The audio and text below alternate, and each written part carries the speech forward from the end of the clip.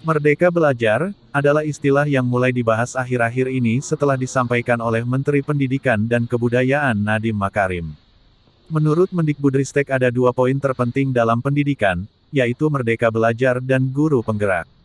Merdeka belajar artinya guru dan muridnya memiliki kebebasan untuk berinovasi, kebebasan untuk belajar dengan mandiri dan kreatif. Merdeka belajar adalah agar para guru dan peserta didik, serta orang tua bisa mendapat suasana yang bahagia.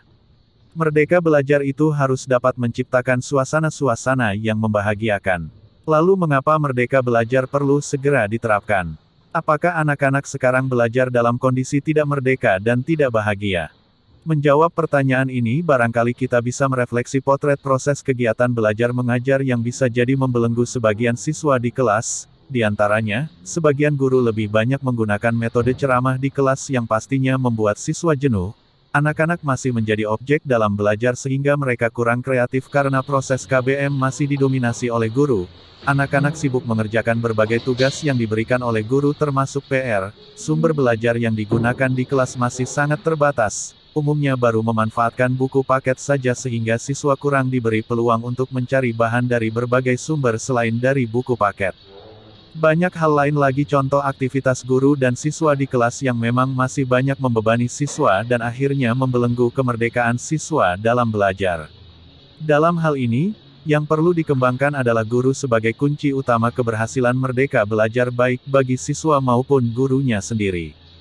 Tantangan selanjutnya adalah, bagaimana menyediakan guru-guru kompeten yang dapat memberikan kemerdekaan belajar. Mendikbudristek memberikan solusi sederhana, yaitu, mulailah dari melakukan perubahan kecil, yang dilakukan oleh guru penggerak. Guru-guru perlu didorong untuk menerapkan berbagai model pembelajaran inovatif yang memungkinkan siswa belajar lebih merdeka, sesuai kemampuan dan potensinya. Terlebih model pembelajaran yang memanfaatkan perkembangan teknologi informasi dan komunikasi yang sudah sangat berkembang pesat dan dapat dimanfaatkan dalam pembelajaran. Dengan teknologi informasi dan komunikasi, proses pembelajaran akan terjadi dengan mudah dan sangat memungkinkan siswa untuk belajar mandiri dan pastinya belajar lebih membahagiakan, karena pastinya anak-anak lebih termotivasi belajar dengan teknologi terutama internet dan gadget. Oleh karena itu, untuk mewujudkan hal itu, guru harus memiliki kemampuan mengintegrasikan teknologi informasi dan komunikasi dalam pembelajaran. Dalam hal ini, keberadaan teknologi informasi dan komunikasi bukan sebagai mata pelajaran, tapi terintegrasi dalam pembelajaran. Ada banyak model-model pembelajaran inovatif yang memanfaatkan TIK dalam pembelajaran, salah satunya adalah model pembelajaran blended learning. Dalam modul-model pembelajaran blended learning, Pustekom disebutkan menurut Garner dan Oke, pembelajaran blended learning merupakan sebuah lingkungan pembelajaran yang dirancang dengan menyatukan pembelajaran tatap muka, face-to-face dengan pembelajaran online yang bertujuan untuk meningkatkan hasil belajar siswa. Sementara itu, menurut Harding, Kaczynski dan Wood, blended learning merupakan pendekatan pembelajaran yang mengintegrasikan pembelajaran tradisional tatap muka dan pembelajaran jarak jauh yang menggunakan sumber belajar online, terutama yang berbasis web dan beragam pilihan komunikasi yang dapat digunakan oleh guru dan siswa. Dengan pelaksanaan blended learning, pembelajaran berlangsung lebih bermakna karena keragaman sumber belajar yang mungkin diperoleh.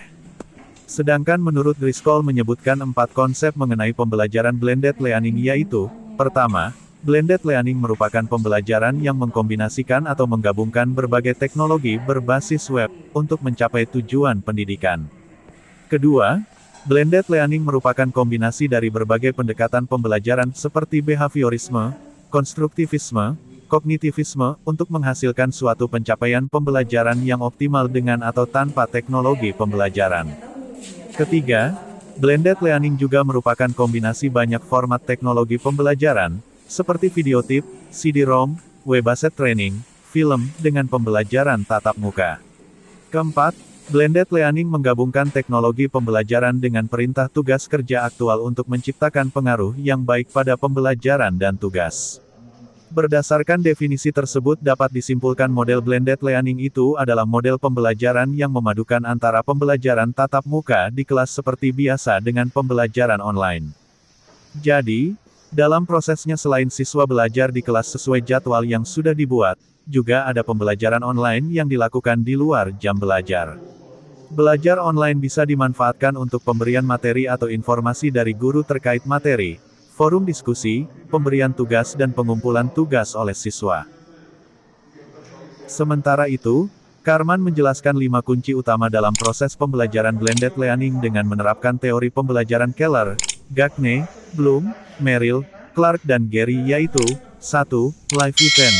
Pembelajaran langsung atau tatap muka secara sinkronus dalam waktu dan tempat yang sama ataupun waktu sama tapi tempat berbeda. 2. Self-paced learning, yaitu mengkombinasikan dengan pembelajaran mandiri, self-paced learning, yang memungkinkan siswa belajar kapan saja, di mana saja secara online. 3. Collaboration, mengkombinasikan kolaborasi, baik kolaborasi guru siswa maupun kolaborasi antar siswa.